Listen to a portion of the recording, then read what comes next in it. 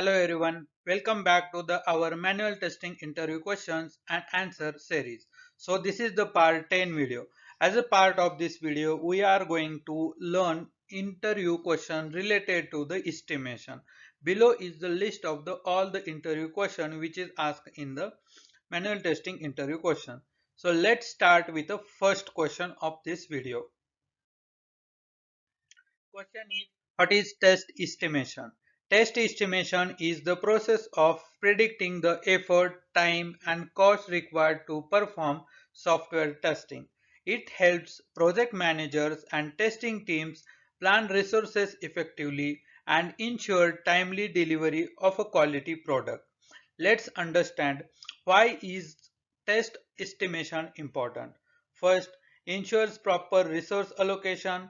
Second, helps in budgeting and scheduling. Third, provides clarity on a project timelines. Fourth, reduces risk and unexpected delay. Now let's understand factors influencing test estimation. First, project complexity. More complex projects require more testing efforts. Second, team experience. Experienced teams may complete tasks faster. Third, requirements clarity. Clear requirements reduce uncertainty in estimation. Fourth, tools and automation. Automation can reduce efforts for repetitive tasks. Fifth, defect rate. Higher defect rate may increase testing time. So these are the factors. Now let's understand challenges in test estimation. Changing requirements, frequent changes can disrupt estimates.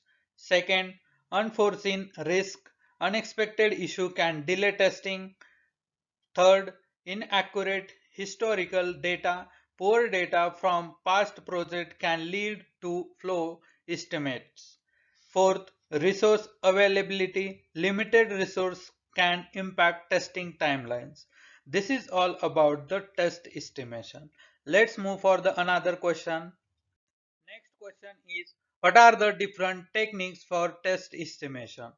So let's understand different test techniques. First, work breakdown structure WBS, breaking testing task into smaller manageable components. Second, 3-point estimation uses optimistic, pessimistic and most likely estimates. Third, function point analysis estimates efforts based on system functionalities. Fourth, test case point method based on number of test cases to be executed. Fifth, agile estimation uses techniques like story point, t-shirt sizing and planning poker for quick, collaborative and flexible effort estimation. Sixth, bottom-up estimation estimate each task separately and sums up for total efforts. Seventh, top-down estimation. Start with a high-level estimate and breaks it into smaller tasks. So these are the different types of the test estimation techniques. Now let's understand each techniques in detail. Next question is, what is the work breakdown structure? That is WBS. Work breakdown structure is a hierarchical decomposition of a project into smaller manageable parts. It helps in organizing and defining the scope of the project by breaking it down into tasks, subtasks and deliverables. In software testing, WBS is used to divide the testing process into structured phases and activities, making estimation, planning, tracking and execute more effective. So let's understand key features of WBS. First, hierarchical structure. Tasks are divided into multiple levels from high level testing phases to specific activities. Second, clear scope definition helps teams understand what needs to be done. Third, better estimation breaks testing into smaller tasks, making estimation more accurate. Fourth, improve resource management helps assign responsibilities effectively. Let's understand advantages of WBS in software testing. First, better task management. ensure that every aspect of testing is covered. Second, improve team collaboration, helps in assigning tasks effectively. Third, accurate time and cost estimation, break testing down into measurable activities. Fourth, enhance tracking and reporting, helps monitor testing process. So this is the related to the work breakdown structure. Let's move for the another question. Next question is, what is 3-point estimation technique? 3-point estimation is a technique used in software testing to improve the accuracy of effort estimation by considering three scenarios. First, optimistic, that is O, best case scenario with minimal effort. Second, pessimistic P, worst case scenario with maximum effort. Third, most likely M, realistic scenario based on experience. So let's see the formula for estimation. E is equal to optimistic plus 4 most likely plus P means pessimistic divided by 6. PERT formula weighted average. Example, if testing a module is estimated as optimistic 5 days, most likely 8 days, pessimistic 12 days. Estimated efforts with the help of the above formula, 5 plus 4 into 8 plus 12 divided by 6. So is equal to 8.16 days. This is the 3-point estimation technique to find out the efforts. So now let's understand the advantages. First, more accurate than single value estimation. Second, considers risk and uncertainties. Third, helps in better planning and resource allocation. This is all about 3-point estimation technique. Let's move for the another question. Next question is, what is function point analysis, that is FPA technique? Functional point analysis is a structured technique used to estimate the efforts required for software development and testing based on systems' functional requirements. It measures the functionality provided to the user rather than the lines of code. Key components of function point testing. First is external input EI, data entered into the system, that is forms user input. Second, external output EO, data generated and displayed, that is reports messages. Third, external inquiries, user user inquiries, user queries that do not update the database. Fourth, internal logical files, data stored within the system. Fifth, external interface files, data access from external system. Each components in assign a complexity level low, medium, high and functional function point FP value is calculated based on weighted factors. Let's see the formula for function point analysis. Function points is equal to unadjusted FP into value adjusted factor VAF, where VAF accounts for system complexity ranging from 0.65 to 1.35.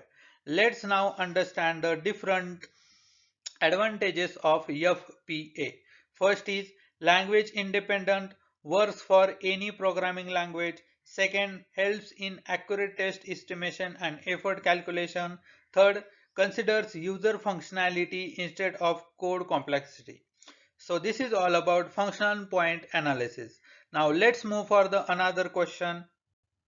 Next question is, what is test case point estimation technique? Test case point estimation technique is a method used to estimate the efforts required for software testing based on complexity and number of test cases. It helps in planning resources and predicting the time needed for test execution. Steps in test case point estimation. First, clarify cases by complexity. First simple, second medium, third is complex. So now let's understand. First simple, easy to test, that is login validation. Second medium, requires moderate efforts, that is form validation. Third, complex, involves multiple conditions and validation, that is payment processing. Second step is assign weightage. First is simple, 1 point. Second is medium, 2 points.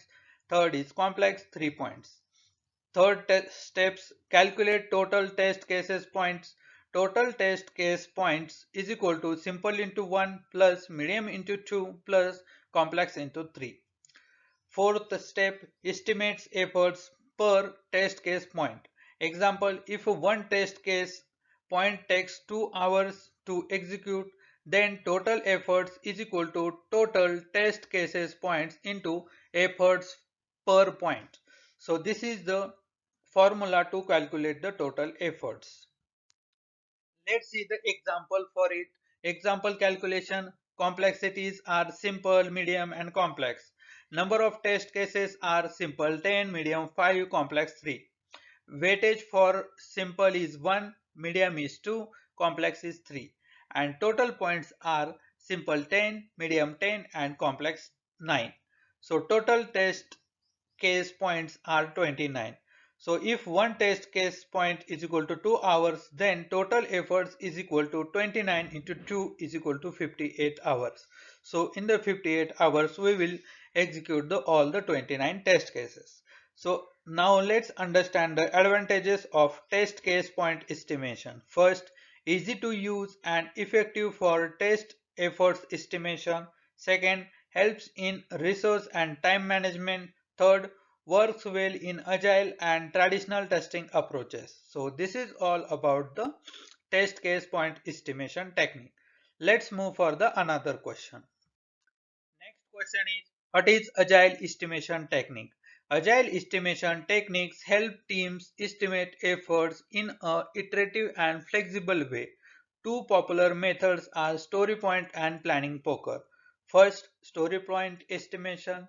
Story points are relative units of measures used to estimate the efforts, complexity, and uncertainty of a task, that is user story. How it works?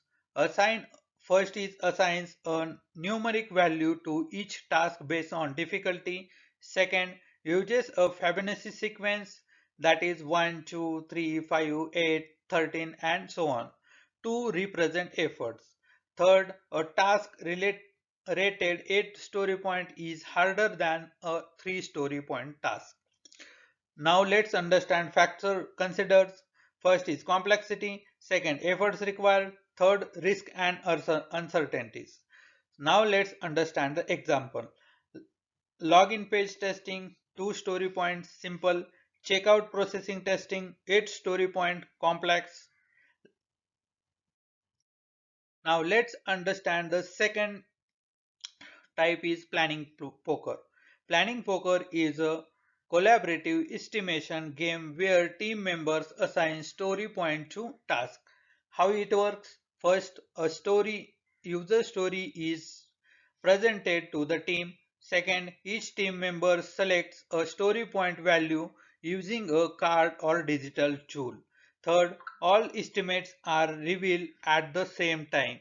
Fourth, if there is a disagreement, discussion happens and the team reaches a consequence. Let's understand the benefits of planning poker. First, encourage team collaboration and discussion. Second, reduces bias in estimation. Third, improve accuracy by leveraging different perspectives. Now let's understand summary of both techniques. Story point measures efforts and complexity using Fibonacci series, quick and relative estimation. Planning poker, team-based estimation using discussion and voting, promotes consequences and accuracy. So this is all about the agile estimation technique. Let's move for the another question. Next question is, what is bottom-up estimation? Bottom-up estimation is a technique used to estimate efforts, cost and time by breaking a project into smaller, detailed tasks and estimating each one separately. Total estimate is obtained by summing up all individual task estimates. Now let's understand how bottom-up estimation work. First, break down the task, break down the work, identify all testing activity, that is test planning, test case design, execution, defect tracking. Second, estimate each task, assign efforts, time and resources required for each small task. Third, sum up the estimates, add up all estimates to get the total efforts. Fourth, adjust for risk, consider risk, dependencies and buffer time. Now let's see the example of bottom-up estimation. If one tester can work 8 hours per day, then total duration is 100 divided by 8 is equal to 12.5 days. How it came? Let's see in the table. Test planning estimates hours are 10, test case design 20 hours, test execution 30 hours, defect logging 15 hours, regression testing 25 hours. The total is 100 hours. So one tester will get the 12.5 days to complete the task. Now let's understand the advantages of bottom-up estimation. First, highly accurate due to detailed breakdown. Second, helps in better resource allocation. Third, suitable for complex and large projects. So this is all about bottom-up estimation. Let's move for the another question. This is the 100 question of the manual testing interview questions and answer. So question is, what is top down approach? Before going next, I request everyone please subscribe my YouTube channel. So come back to our topic. So top down estimation is a technique where the overall project effort is estimated first and then broken down into smaller tasks. It's provide high level estimates and is useful in early stages of project planning. So now understand how top-down estimation works. First, estimate the total project efforts based on experience, historical data, or expert judgment. Second, divide the estimates into phases, that is test planning, test design, execution. Third, allocate efforts to individual tasks based on properties or past trends. Now let's understand the example. Before going to the example, please see in the table test planning percentage of efforts is 10%, 20 hours required. Test case design 25%, 50%, 50 hours are required. Test execution 40%, 80 hours required. Defect logging and fixing 15%, 30 hours required. Regression testing 10%, 20 hours required. So 100% efforts and total 200 hours are required. So now let's see the example. Total estimated testing efforts is equal to 200 hours. Now distribute it amongst testing activities. Now let's understand the advantages of top-down estimation. First, fast and easy, suitable for early stage planning. Second, useful for high-level budgeting. Third, require less detailed information initially. So this is all about top-down estimation. Thanks for watching. If you enjoyed this video, don't forget to like, subscribe and hit the bell icon for more videos. See you in the next one video.